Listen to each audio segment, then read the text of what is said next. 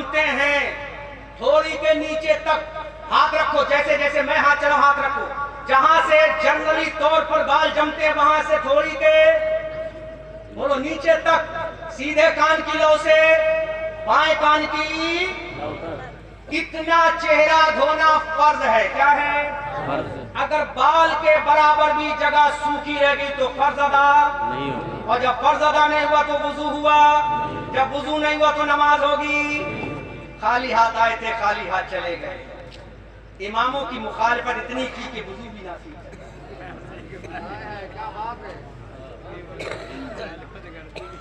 इतनी मुखालिफत की कि वुजू भी ना सीख सके हैं।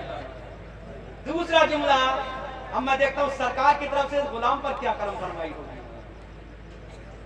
जब बड़ा बैठा हो तो मांगने में क्या परेशानी है? क्या बात है? अरे हमारे आला हजरत ने खुद कहा है, तेरी सरकार में लाता है रजा उसको शकी जो मेरा बॉस है, और लाडला लाडला जोर से बोलो, लाडला बेटा तेरा। देखो करम पर मुझे जरूरत नहीं हमने, लेकिन ऐसे आकाओं का बंदा हूँ रजा, बोल वाले मेरी सरकारों के। तो चेहरा धोना पर से जहाँ से बाल जमते थोड़ी के नीचे तक, सीधे कान की लो से बाएं कान की लो तक। समझ में आ गया? दूसरा फर्ज देखो मैं दिखा रहा हूँ, बिल्कुल एक्शन करके दिखा रहा हूँ। दूसरा फर्ज है दोनों हाथों को कोहनियों समीप धोना। इसको एल्बो बोलते हैं। क्या बोलते हैं? एल्बो बोलते हैं इंग्लिश में एल्बो, और अरबी उर्दू में इसको क्या कोहनी बोलते हैं। क्या बोलते हैं? इस कोहनी समीप तक दोनों हाथों का धोना इंदल इमाम आज़म अबू हनीफा रज़ियल्लाहु ताला अन्हु, हज़रत इमाम आज़म अबू हनीफा रज़ियल्लाहु ताला अन्हु के नजदीक क्या है? क्या है? फर्ज है। दो फर्ज हो गए।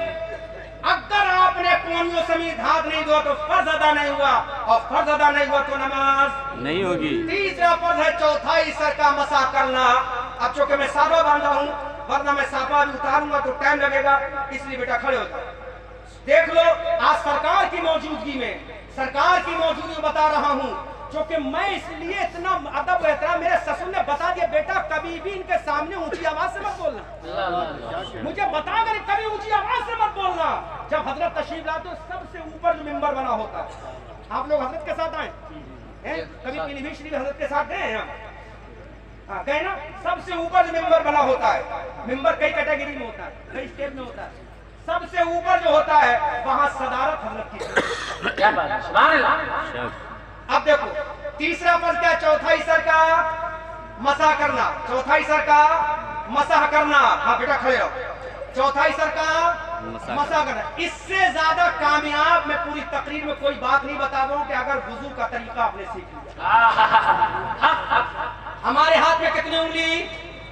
10। कितनी? 10। शहादत की उंगली इसको बोलते हैं, इसको हटा दो, इसको थंब बोलते हैं इंग्लिश में, इसको भी हटा दो, इन दोनों को हटा दो, और ये 3 उंगलियां सीधे हाथ की, 3 उंगलियां बाएं हाथ की। बेटा इस तरह से मिलाओ, 3 उंगलियां मिलाओ, अंगूठा अलग कर लिया, ये उंगलियां अलग कर ली। अब यहाँ रखो जहां से बाल जमते, रखो यहीं रखो। हथेली अलग रहेगी, अलग को पीछे ले जाओ और ले जाओ, बस यहाँ लाके छोड़ दो। ठीक है, ये तरीका हुआ। अब यहाँ से ये हथेली बची, इन हथेलियों को अपनी कनपटी से चपेटते हुए, मिलाते हुए, टच करते हुए लाओ और यहाँ लाकर छोड़ दो। समझ में आया? बहुत जरूरी है। अगर एक भी सीख गया तो लाखों रुपए का ये जलसा कामयाब हो गया। बेशक बेशक। तकरीर से जलसे कामयाब नहीं होते, शरीयत सीखने से जलसे कामयाब। इस तरह से ले जाओ, ऐसे रखो, ऊपर ले जाओ, ले जाने के बाद पीछे देखो और यहाँ पे लाके छोड़ दो, और यहाँ से अपने हाथ को वापस लाओ। इस तरह से करते हुए लाओगे पीछे वालों, तो यहाँ इस तरह से लाओ और यहाँ पेशानी पे लाके छोड़ दो। अब उसके बाद ये अंगूठा बचा, ये उंगली बची, इस उंगली को कानों में घुमाओ, कानों में घुमाओ। उसके बाद ये अंगूठा बचा, अंगूठे को इस तरह से रखो और ऐसे खींचते हुए लाओ और लाकर यहाँ रख दो। माशाअल्लाह। अब उसके बाद क्या बचा? ये बची, इसको क्या बोलते हैं? अरे इसको हथेली, इसको क्या बोलते हैं? पीछे के सेब, हथेली तो ये बोलते हैं, इसको क्या बोलते हैं? गद्दी बोलते हैं, जो भी बोलते हैं। पीछे का हिस्सा, हाथ के पीछे का हिस्सा, इसको गर्दन पे रखो, सीधा हाथ यहाँ रखो और खींच के लाओ यहाँ तक। ऐसे मत करना, ठीक है? ऐसी ये लेकर आओ, फेंसते हुए लाओ, यहाँ तक ऐसे मत करो, ठीक है। ये हो गया मसा जो इमाम आजम के नजदीक इसमें फर्ज भी अदा हो गया और सुन्नत भी अदा हो गई, सुभान अल्लाह। चौथाई सर का मसा फर्ज है और पूरे सर का मसा क्या है? सुन्नत है। अब मैं इनकी तरफ क्या देखा हूँ, ये तो मुझसे भी ज्यादा जानते हैं, मुझे आपकी तरफ देखना चाहिए, है ना। ये चौथाई सर का मसा क्या है? फर्ज है। बेटा बैठ जाओ। अब आखिरी फर्ज, आखिरी फर्ज, दोनों पैरों को गट्टों समीत, टखनों समीत धोना। क्या है ये? फर्ज है। वुजू का चौथा फर्ज है।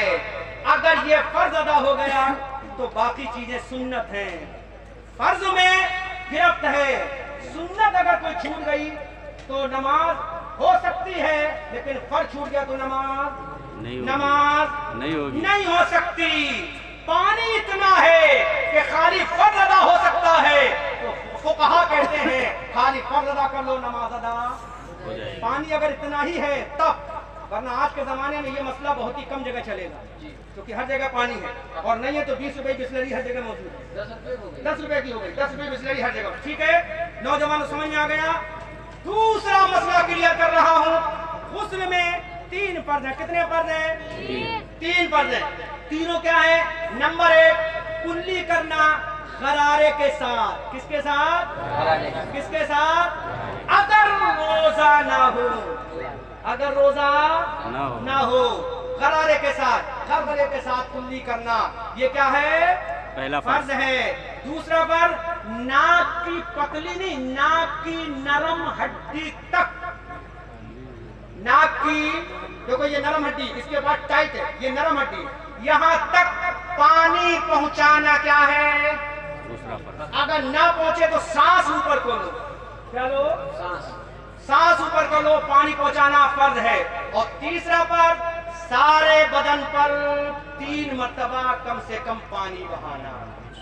ये गुस्ल के फराइज हैं। ये 2 चीजें अगर आज तुम याद करके गए तो जलसा कामयाब है। इश्क़ रसूल की झलकियां हम लेकर जाएंगे, इमाम हुसैन की अजमत को लेकर जाएंगे इंशाअल्लाह। मुसलमानों, इन चीजों को सीखो, लेकिन तुमने इमामों को तो रुमाल समझ लिया है। हज़रत सुफियान सौरी रज़ी अल्लाह ताला अन्हु, जो अपने जमाने के मुहद्दिस भी गुजरे हैं, बहुत बड़े अल्लाह वाले गुजरे हैं, उनके हाथ में सोने के सिक्के थे, उलट पलट कर रहे थे। अल्लामा नईम अहमद यार खान रहमान ने लिखा है कि उस जमाने के लोगों ने पूछा कि सुफियान सौरी, तुम अल्लाह वाले हो, तुम्हें दौलत की जरूरत क्या है? तो जवाब सुनो। हज़रत सुफियान सौरी फरमाते, अगर मेरे पास ये सोने के सिक्के न होते तो ये अब्बासी खलीफा मुझे रुमाल की तरह इस्तेमाल करता। आज जो हमारी कौम हमारे अइम्मा को, उलमा को इज्जत नहीं देती है, उसमें कहीं ना कहीं हमारी भी थोड़ी सी कमी है। तुम याद रखो, तुम्हें इज्जत करना फर्ज है, लेकिन मैं अपने भाइयों से कहूंगा, भले ही छोटा सा काम करो, लेकिन अपना छोटा सा काम होना चाहिए, ताकि सुन्नत रसूल भी अदा हो जाए और नियाबत रसूल भी अदा हो जाए। और अगर कोई इमाम बिजनेस करता है और बिजनेस की बुनियाद पर किसी मुक्तदी ने या दारी मुंडे सदर ने उसे निकाला, तो कयामत के मैदान में तुझे जहन्नम में झोंक दिया जाएगा, क्योंकि इस इमाम ने नियाबत का भी हक अदा किया है और सुन्नत का भी हक अदा किया है। जरूर करो, ताकि ये कौम का एक इंसान हुकूमत ना कर सके।